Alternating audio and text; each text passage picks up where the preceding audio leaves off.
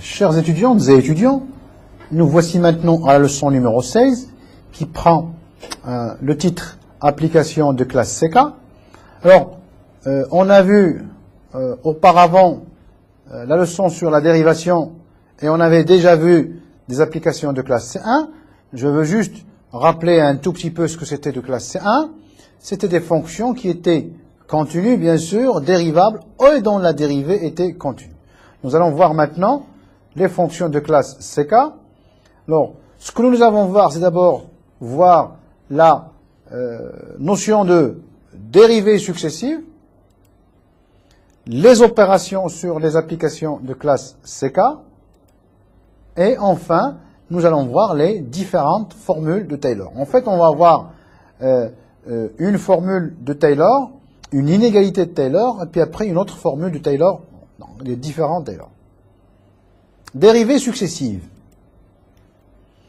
Alors, nous allons maintenant définir ce que c'est qu'une application n fois dérivable sur un intervalle. Nous n'allons plus refaire les mêmes choses en un point, puis les propriétés en un point, et ainsi de suite, et ainsi de suite. Nous allons travailler automatiquement sur un intervalle. Je prends une application de I dans R, on pose. Donc, si vous voulez, c'est une notation, c'est une convention, et comme je vais dire, f 0e égale à f, c'est-à-dire, c'est comme si on avait dit la dérivée d'ordre 0, donc c'est par convention, on parle de dérivée première, ici on va dire la dérivée d'ordre 0, c'est elle-même, donc c'est-à-dire on ne dérive pas en fait.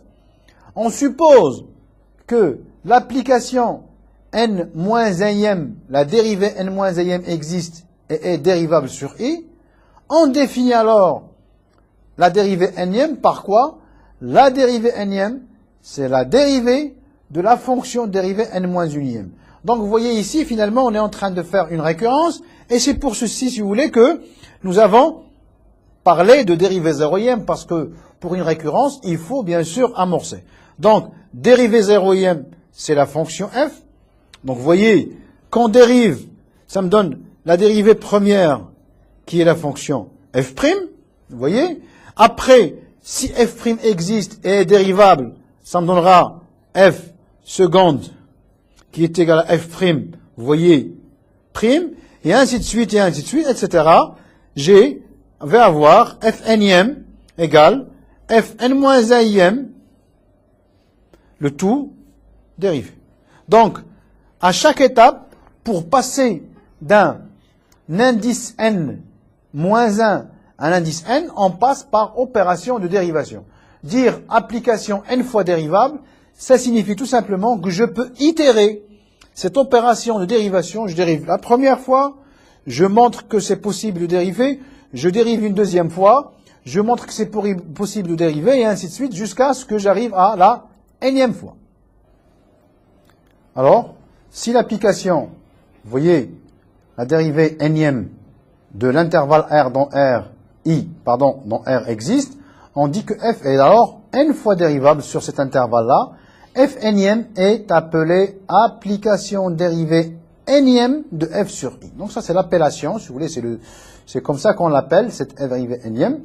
Alors, pour certains auteurs, cette notation peut s'écrire f nème, comme je l'ai noté personnellement ici, mais on peut aussi noter dnème, ou on peut aussi noter dnf sur dxn. Alors, généralement, ce que l'on voit le plus souvent, c'est celle-là ou celle-là. Donc, on notera, surtout quand on verra pour les équations différentielles, on verra cette notation, mais quand on fait uniquement pour voir des dérivées première, deuxième, on préférera plutôt prendre cette notation. Alors, application de classe CK. Donc, ce que l'on a fait jusqu'à maintenant, c'est qu'on a dérivé une fois, deux fois, trois fois, un certain nombre de fois. Maintenant, on va essayer de voir qu'est-ce que cela signifie une fonction ou une application de classe CK. Je prends une application de l'intervalle I dans R, K fois dérivable. Cela signifie que je peux dériver jusqu'à l'ordre K. Je peux donc définir f', c'est f 1e, f seconde, c'est f 2e, ainsi de suite jusqu'à f k'e. Alors, si maintenant la dernière dérivée est continue sur I, on dira que f est de classe CK. On retrouve ainsi la fonction de classe C1. Classe C1, c'est quoi? C'est f dérivable, donc une fois, et f' qui est égal à f1im continu. Donc vous voyez, on retrouve un petit peu fonction de classe CK et on dira que f est de classe CK si la fonction KIM est continue sur I et on notera comme toujours CKI de R, l'ensemble des applications de classe CK de I dans R. Alors maintenant, enfin, sur les ensembles de classes de fonctions, application de classe C infini. Qu'est-ce que ça signifie qu'une fonction est de classe C infini? Si elle est de classe CK, quel que soit K, donc on dira que f est de classe C infini sur I. On note C infini de I dans R, l'ensemble des fonctions de classe C infini. Ça signifie tout simplement que je peux dériver indéfiniment. Alors, autre petite notation qu'on aurait pu aussi dire, on peut dire C0 de I dans R, ça correspond à dérivée 0im, c'est-à-dire fonction continue.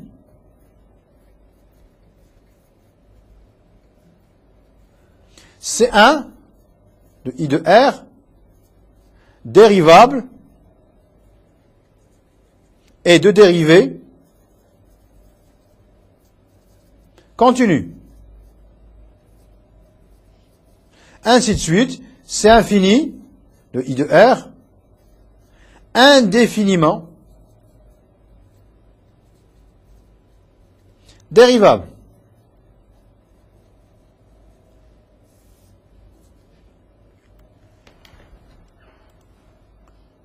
Opération maintenant sur les applications de classe CK.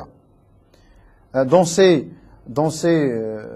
notations, je prendrai K est un élément de R union plus infini. En fait, on s'intéressera plutôt aux entiers. Donc, normalement, je prendrai K un entier, qui éventuellement peut être plus l'infini. Alors, pourquoi j'avais noté tout à l'heure R union plus l'infini? Parce qu'on avait défini la droite HV qu'uniquement avec R, et non pas avec N. Avec N, c'était pas une droite. Donc, K est toujours un entier. Combinaison linéaire d'applications de classe CK. Je prends deux applications ou deux fonctions de classe CK de I dans R. Je prends alpha et bêta de réels.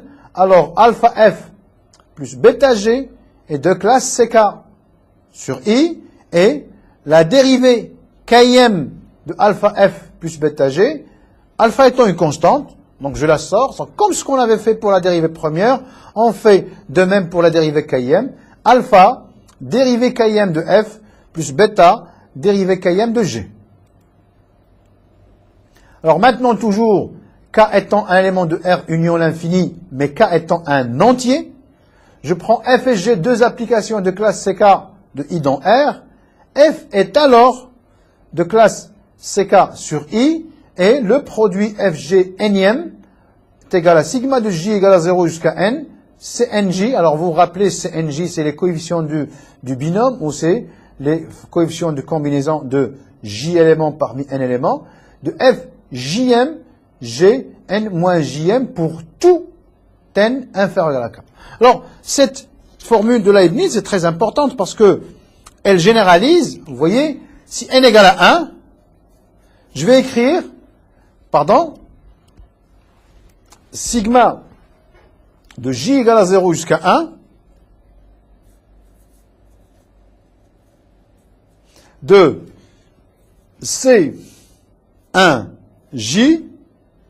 F J G 1 moins J. Alors, quels sont les indices que nous avons ici? Nous avons l'indice 0. C0, 1, c'est 1.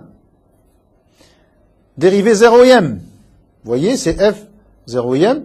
Ici, 1 moins 0, c'est dérivée unième. Plus C1, 1, c'est aussi 1. Dérivée première de F, dérivée 0e. Or, par convention, vous voyez un petit peu pourquoi on avait introduit les conventions dérivées 0e. F G' plus F'G. On retrouve ainsi notre formule de dérivés pour les produits. Alors on va voir aussi ce que cela donne pour dérivée seconde. Fg seconde, ça va être égal sigma de J égale à 0 jusqu'à 2 de C2 J F J G 2 moins J. Alors, C2 0 c'est 1 fois F deuxième G 0e plus C2 1 ça fait 2 fois F 1 G 1 plus 1 fois F ici, pardon, c'est 0, ici c'est 2, ici c'est 2, ici c'est G 0. Alors F 0e c'est F, G seconde, plus 2 F prime G prime, plus F seconde G. Toujours à partir de la même convention, G 0e égale à G, F 0e égale à F. On peut maintenant voir aussi pour n égale 3, n égale à 4, ainsi de suite, ainsi de suite. Donc vous voyez, si F est de classe CK, je peux effectuer cette formule de Leibniz pour tout ordre inférieur ou égal à K. Bien sûr, K étant un élément entier qui appartient à R union plus l'infini. Je répète toujours ici quand je dis R parce qu'on avait défini la droite HV avec R. N n'est pas une droite HV. Inverse d'une application de classe CK. Si F est une application de classe CK qui va de I dans R, hein, et si elle ne s'annule pas, alors 1 sur F est de classe CK sur R. Donc, cela nous permet un petit peu d'obtenir à partir d'une fonction qui ne s'annule pas. Alors, sur I, attention, quand je dis ne s'annule pas, maintenant je travaille avec une fonction globale. Ne s'annule pas sur I. En aucun point de I, la fonction n'est pas nulle. Pourquoi? Parce que j'ai envie de définir 1 sur F sur I. Donc, on a vu que l'inverse d'une fonction qui ne s'annule pas sur I et qui est de classe CK est aussi une fonction classe CK. Alors maintenant, la composition d'application de classe CK, je prends F, une application de classe CK de I dans R, je prends J, un intervalle de R, bien sûr non réduit à un point, auquel cas la notion de dérivabilité n'a pas trop de sens, qui contient F de I. Ceci m'assure que quand je travaille, je peux faire ceci. Donc, je fais F qui va de I, bien sûr ici dans R, donc c'est F de I. Alors, je prends donc un, c'est ceci, et donc inclus dans J, et je prends vers R, la fonction ici, G. Donc ici, c'est une relation d'inclusion. C'est-à-dire que je prends un X dans I, il est dans, donc F de X est dans F de I, il est inclus dans l'ensemble de définition de J. Donc je peux aussi définir G de rang F de X. Donc, si F est de classe CK sur I, si F de I est contenu dans J, si G est de classe CK dans J, alors G rang F est de classe CK dans I. Alors, nous nous rappelons quand même que, on se rappelle que G rang F prime, c'était égal à F prime, G prime, rang F. Ici, c'est un produit. Supposons maintenant que l'on veuille faire la dérivée seconde. Alors, si on veut faire la dérivée seconde, on va appliquer donc à, ici, la formule de dérivée. Donc, j'aurai ici F seconde. Donc, F seconde, G prime rang F, plus F prime, je vais voir. Alors, j'ai envie de dériver G prime rang F. C'est quoi G prime rang F? C'est F prime fois G seconde rang F. Finalement, ce que je vais obtenir, c'est F seconde G prime rang F plus F prime au carré G seconde rang F. Donc, vous voyez un petit peu que ce genre de formule sur le produit Donc c'était la formule de Leibniz. Et les formules sur la composition permettent d'engendrer et de chercher, trouver plusieurs expressions de dérivation de fonctions composées. Bijection réciproque. Remarquez que pour cette notion de réciprocité, nous avons travaillé avec ceci pour la fonction continue. D'ailleurs, rappelez-vous ce qu'on avait fait, théorème de la bijection réciproque. De quoi avait-on besoin? On avait besoin de continuité et de stricte monotonie. Vous voyez ici, je prends une fonction de classe CK, de I dans R. Hein? On suppose que f' de x est strictement positif. Et ou f' de x strictement négatif. Alors qu'est-ce que cela signifie que f' de x est strictement positif sur I tout entier? Cela signifie tout simplement que f' est strictement croissante.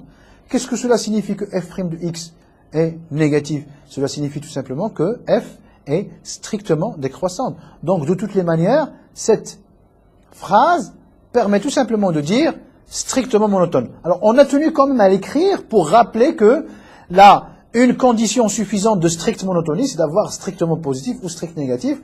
On peut se permettre de temps en temps quelques points où la dérivée s'annule, mais ce serait uniquement des points isolés. Donc vous voyez, f' de x positif, f' de x négatif.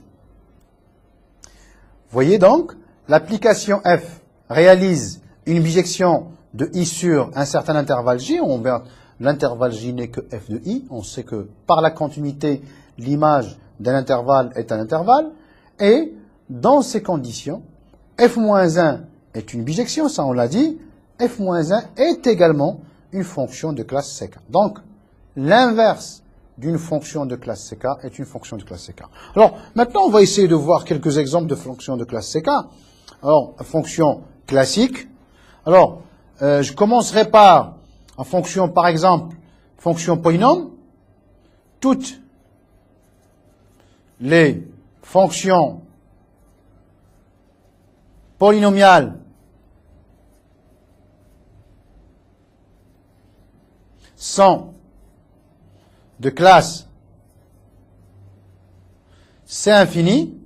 Un polynôme, on peut le dériver autant de fois, sauf que si degré du polynôme égale, par exemple, à m, toute dérivée, quel que soit k, strictement supérieure à m, la dérivée kim de p, donc ici si vous voulez, c'est égal à 0.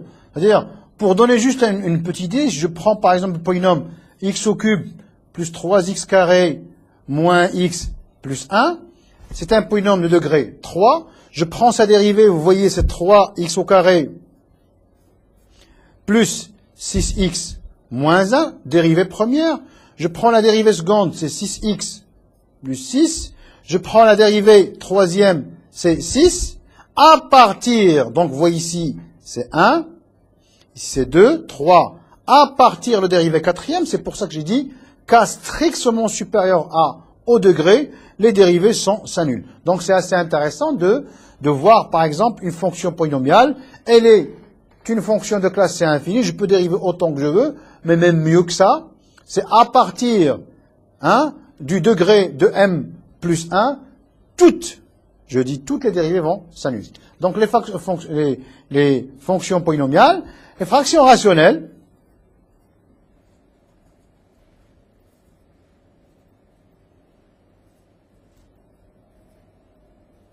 alors sur leur ensemble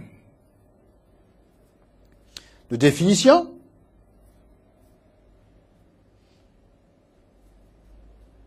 alors vous avez une fonction polynomiale, c'est de la forme P sur Q, ensemble de définition, donc c'est l'ensemble des x dans I ou dans R, tel que Q de x, soit différent de 0. Dans ce cas-là, je sais faire une première dérivée. Bon, par exemple, une première dérivée, on sait ce que c'est prime. P'Q moins P Q' sur Q au carré. Je sais faire une deuxième dérivée, en remplaçant P par cette quantité et en remplaçant Q par cette quantité-là, et ainsi de suite, et ainsi de suite. Les fractions rationnelles sont infiniment dérivables sur, très attention, leur ensemble de définitions. Pour les polynômes, il ne pose pas de problème. Alors, à partir de là, je prends par exemple les fonctions, par exemple cosinus x. Alors, sa dérivée première est égale à moins sinus x. Et donc, à partir de là, cosinus x seconde est égal à moins dérivée de sinus x, donc est égal à moins cosinus x. Et cosinus x tierce égale à moins, donc ça va être, sinus x. Et cosinus x, on va voir ici quatrième, juste pour voir un petit peu, ça va être moins cosinus x.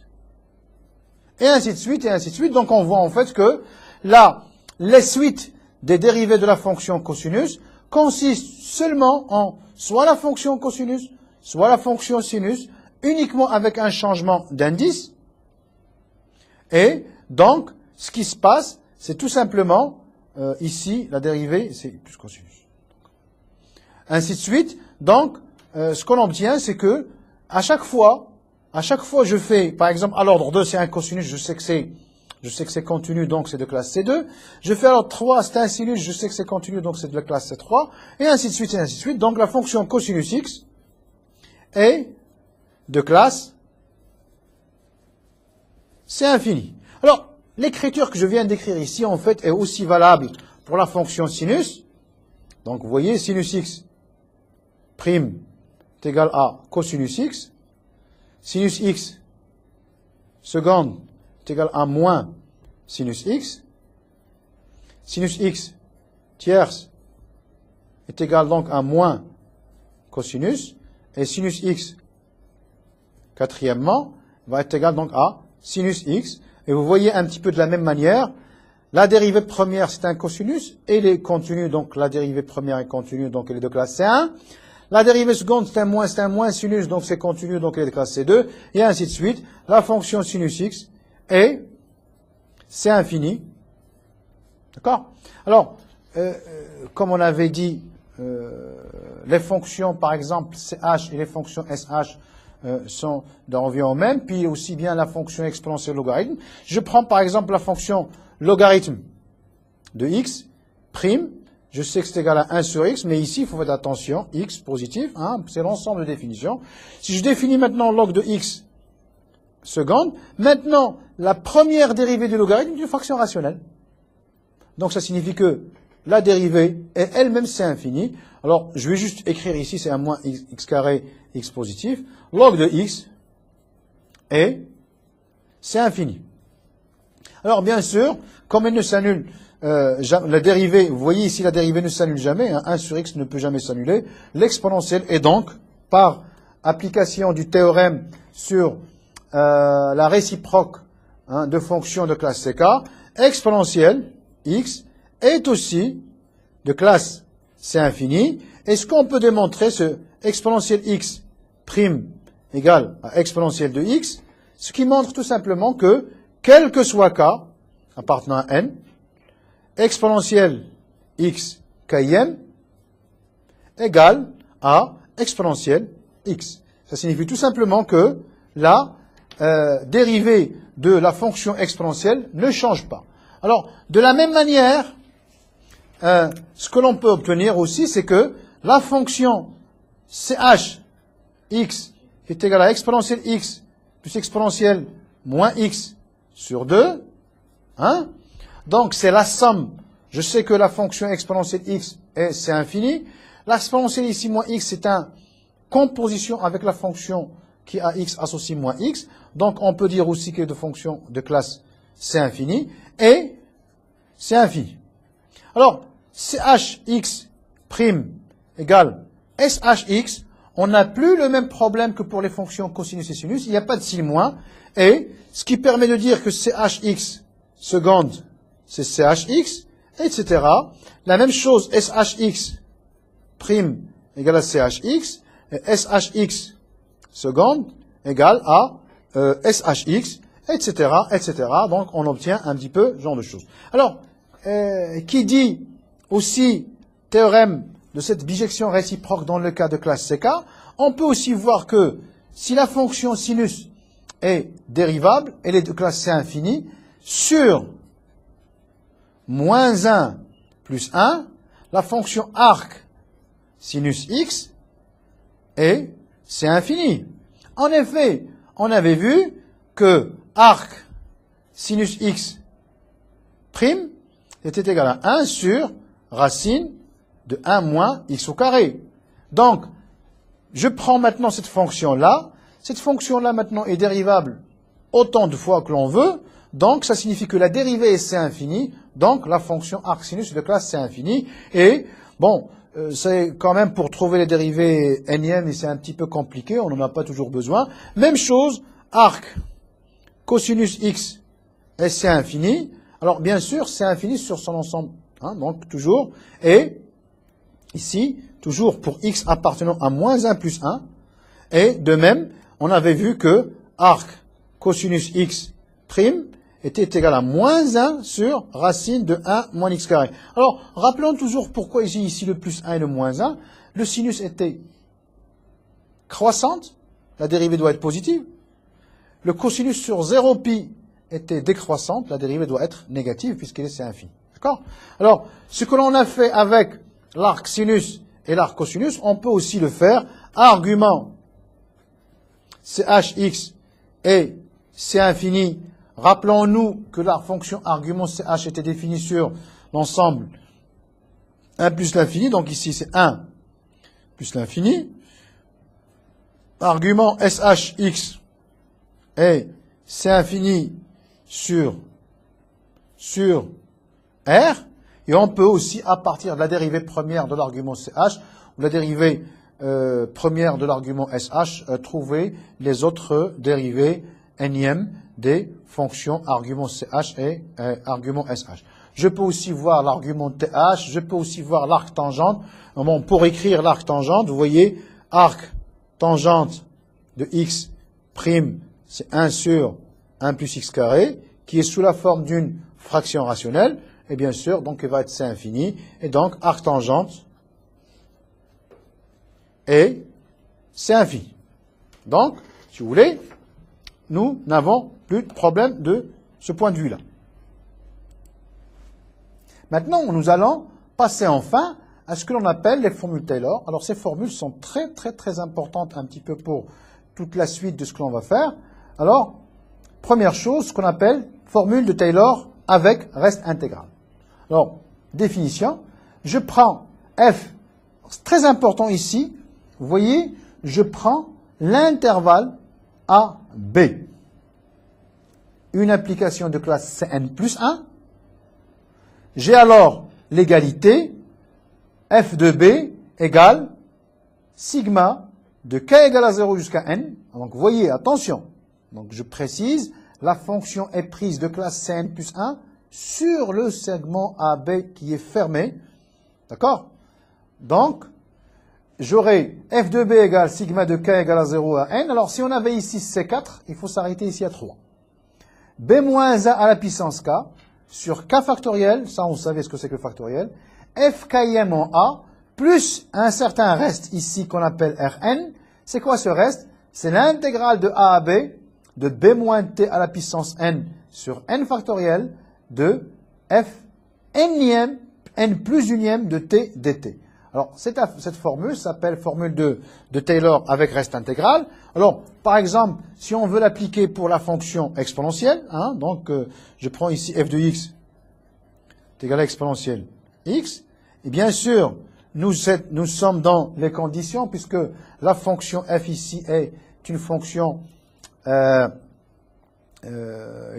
qui est de classe C infinie, donc je peux dériver autant de fois que je veux. Alors, je vais juste écrire ça, par exemple, alors 3, j'aurai exponentielle de B égale exponentielle de A, c'est le terme 0, plus B moins A à la puissance 1, sur 1 factoriel, on sait que 1 factoriel, c'est tout simplement 1. Dérivée de l'exponentielle, on sait que c'est exactement la même chose, exponentielle A, plus dérivée plus le carré, donc b moins a au carré. Alors, factoriel 2, c'est 2. Exponentiel dérivé plusieurs fois, donc c'est exponentiel a. Plus, maintenant, je m'arrête à l'ordre 3. Alors, quand je m'arrête à l'ordre 3, ça signifie que j'avais supposé que l'exponentielle était de classe C4. Or, je sais qu'elle est de classe C infini, donc le problème ne se pose pas. Plus, b moins a au cube sur 3 factoriel qui est 6, toujours exponentiel a. En fait, ce qui m'intéresse le plus, c'est l'écriture du reste intégral. Donc, intégrale de a à b, de b moins t à la puissance, vous voyez, n, donc 3 sur 6, dérivé, donc c'est exponentiel t dt. Donc, en fait, ça c'est R3, c'est le reste intégral. D'accord? Donc, vous voyez ici, vous avez f de b égale sigma de k égale à 0 jusqu'à n, de b moins 1 à la puissance k sur k factoriel, fkm de a, plus intégrale de a à b de b moins t à la puissance n sur n factoriel, fn plus unième de t dt, rn étant le reste, donc ça s'appelle le reste intégral d'ordre n de la formule Taylor de f sur ab. Alors ça, c'est la formule de Taylor. Alors, on peut voir aussi un autre type de formule, hein, donc, on peut avoir un autre type de formule de Taylor, c'est cas particulier, B égale à X et A égale à 0. Alors ici, je suppose que comme si X était négatif et positif, donc comment on va s'écrire cette formule de Taylor? J'aurai f de X égale f de 0 plus f' de 0 fois X sur factoriel 1 plus f seconde de 0 fois x au carré sur factoriel 2, ainsi de suite jusqu'à plus x à la puissance n sur n factoriel f nième en 0, plus un certain reste, ici r, ici n, ou dans le reste intégral, on remplace n par, on remplace b par x et a par 0. Autre écriture de Taylor, toujours, à partir de la formule de Taylor avec reste intégral qui est la plus intéressante, en fait, on peut dire, il existe C appartenant à AB, toujours à l'ordre n, toujours l'hypothèse c'est classe Cn plus 1, f de B s'écrit sous forme sigma de k égale à 0 jusqu'à n, de b moins a à la puissance k sur k factoriel, fkim de a, plus b moins a à la puissance n plus 1 sur n plus 1 factoriel, f n plus unième de c. Alors, cette écriture correspond tout simplement, dans le cas x, cas particulier, il existe donc dans le cas où je prends b égale à x et a égale à 0, cette formule dans ce cas-là s'appelle Taylor-Maclaurin. C'est quoi Taylor-Maclaurin? F de x égale f de 0 plus x f' de 0. Alors, pour avoir je dirais une régularité dans l'écriture, plus x au carré sur factoriel 2 f seconde de 0. Et c'est une très bonne manière de réécrire, de faire cette écriture-là pour apprendre, puisque nous allons voir que cette formule Taylor-Maclaurin nous donnera naissance à une formule qui s'appelle de Taylor-Young. Et puis on verra que cette formule Taylor-Young est à la base de tout ce qu'on appelle les développements limités et l'étude au voisinage d'un certain point. Plus x3 sur 3 factoriel f tierce de 0, ainsi de suite jusqu'à fn x à la puissance n sur n factoriel f nième de 0, plus, donc ici, on aurait dû un certain c qui est compris entre 0 et 1. S'il est compris entre 0 et 1, je peux l'écrire sous forme de θ x, θ étant compris entre 0 et 1. Donc, de la forme x à la puissance n plus 1 sur n plus 1 factoriel, f n plus unième de θ x, où θ appartient à 0,1. Donc en fait, θ x est en fait le C de la formule de Taylor-Lagrange. Enfin, nous allons obtenir ce que l'on appelle la formule de...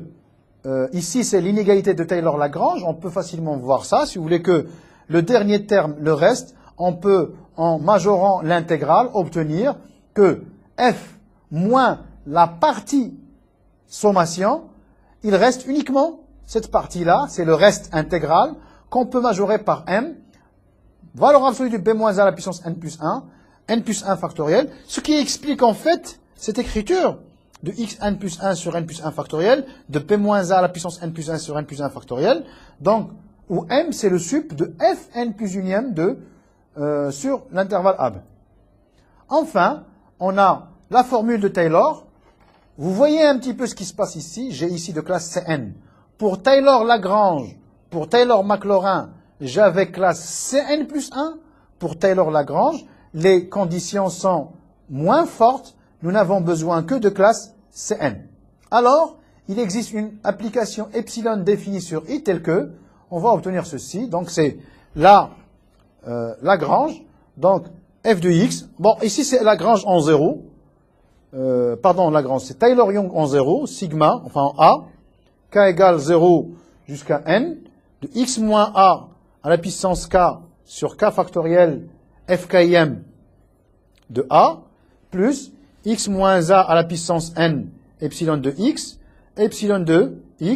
tend vers 0 quand x tend vers a. En fait, cette écriture, on peut réécrire la même sommation, plus petit o de x moins a à la puissance n. Pourquoi? Parce que quand je prends ceci, je le divise par x moins a à la puissance n, ça me donne la fonction epsilon de x. La fonction epsilon de x tend vers 0, donc en fin de compte, Taylor-Young c'est quoi?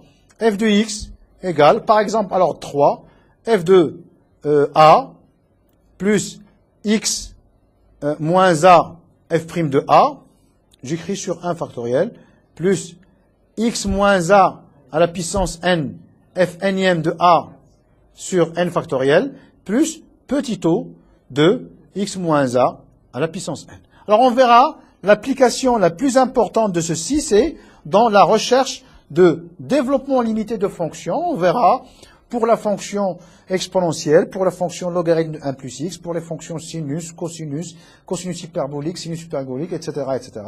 Et donc, on va trouver, enfin, donc, nous sommes arrivés à la fin de cette leçon de application de classe CK.